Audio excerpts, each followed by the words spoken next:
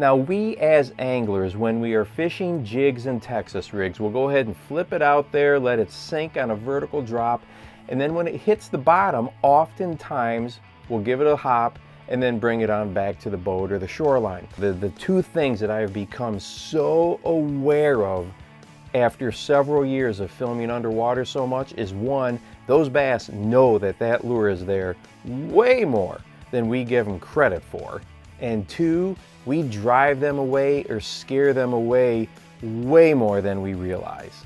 So the next time you're out there and you're fishing these, go ahead and give this a try. I've been working on it and it has been pretty effective so far. When that lure hits the bottom, do one of two things.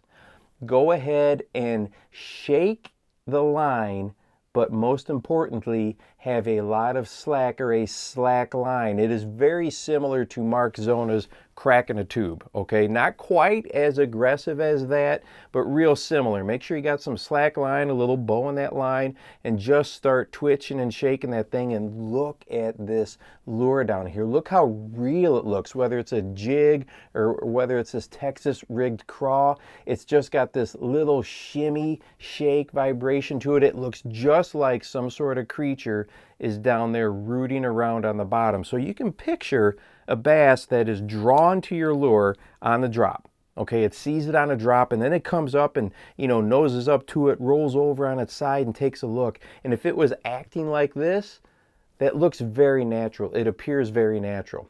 The other thing that you can try to do is, once that lure hits the bottom, don't hop it. Like I said, this is on a non-aggressive bite, so don't hop it, leave it sit there, and then just reel. You know, maybe a half a revolution or a full revolution on your reel, and look at this crawling action. We talked about this just the other week with bladed jigs, but look at this on a jig or a Texas rig. Once again, it appears very real, very natural, and if you draw the attention of a bass where it comes in and takes a look at that lure on the drop, this is the type of motion that is not going to scare it away. It's not that big movement that is going to startle the fish when the bite is not all that aggressive. Now, I will say, going back to shaking the lure on a slack line, it looks and feels weird, okay? Your buddy on the other end of the boat or your buddy there on the shoreline with you, as you're bouncing this thing around, it appears at first glance like you are way overworking the lure. But remember, the key is that slack line. So your movements here are just making the smallest movements down where that jig or that Texas rig is at.